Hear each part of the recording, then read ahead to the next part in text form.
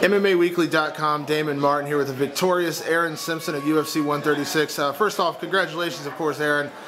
Dominant victory for you. What was the game plan going in? Was it to keep the fight standing? Yeah, definitely. I mean, Red Schafer is known for his, ground ability and his skills to submit people, and I'm not. And so I feel like I'm a strong enough wrestler that I can stop anybody from taking me down, and if need be, I can take someone down.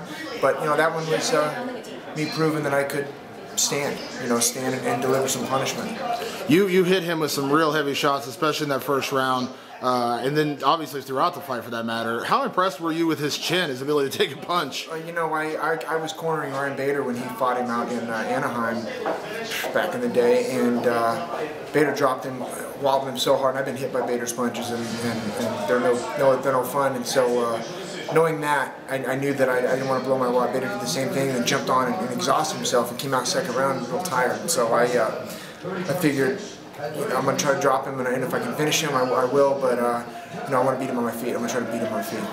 When you did have those moments, obviously, when you tagged him and knocked him down, you followed up, but then, when you kind of saw that he recovered, you backed out again. Was that, again, very strategic on your part, not to overstep and start playing into his game? Yeah, exactly. I mean, I knew that he wanted me down on the ground. He wants to either be on top of me or me be on top of him, where he's in his comfort zone.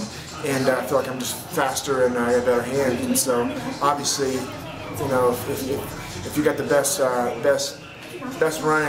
running play in football, you're going to run that. You're not going to be passing the ball, and that's kind of how I felt. I'm going to go out there and try to hit him and land my shots on my feet. I know you dealt with a couple losses in a row. You bounced back from that. You dealt with some health issues. You came back. You now had, I believe, it's 3 wins in a row now.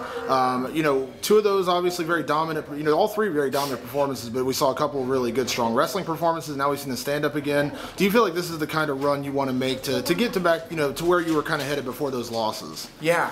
When I was kind of. When I went through those 2 losses, I guess I was still young in the sport. I still am young in the sport. Every fight I learn, I'm something different, and I learn. I fight a different fight. I do something different, and this is really the first time I've never gotten taken down or gotten taken down in a fight. And it's just a new Aaron Simpson, I guess. And every fight is different. Every fight, I try to get better. So I'm young. I'm new to the sport, and it's something where I'm learning every time.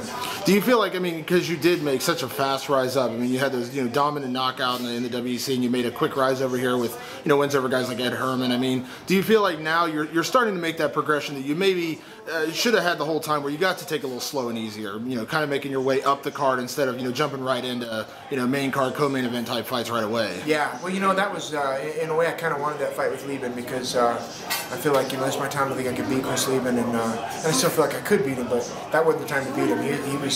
He was a stud. He is a stud. Chris Lieben is one of the best in the UFC, best middleweights in the UFC, and I had a good first round with him, but the game plan wasn't there. Later on, we started swinging with him, and you don't swing with Chris Lieben, and it's one of those things where I need to be smart, and so I'm learning every time.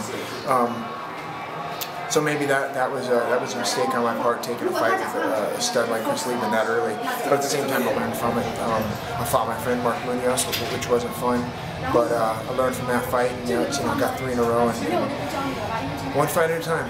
What do you feel like is next for you? Do you feel like you would be up for another fight this year, or do you think you're going to try to focus on getting your teammates ready and come back in 2012? Yeah, I'm up for another fight. Right now, my teammate Sibe Dalloway has a torn groin, torn labrum in his hip, and so he's out for a while. I'm concentrating on helping Ryan Bader for this next fight versus Jason Brills. But yeah, I need to get back out there. I'm not getting any younger, so the more fights I can get, the better. And everyone knows famously you are a vegetarian. So what's your post-fight meal when you get to celebrate tonight? Who knows? I just want to get home to my wife and kids and have fun with them and go to. We got a Pomegranate Cafe out.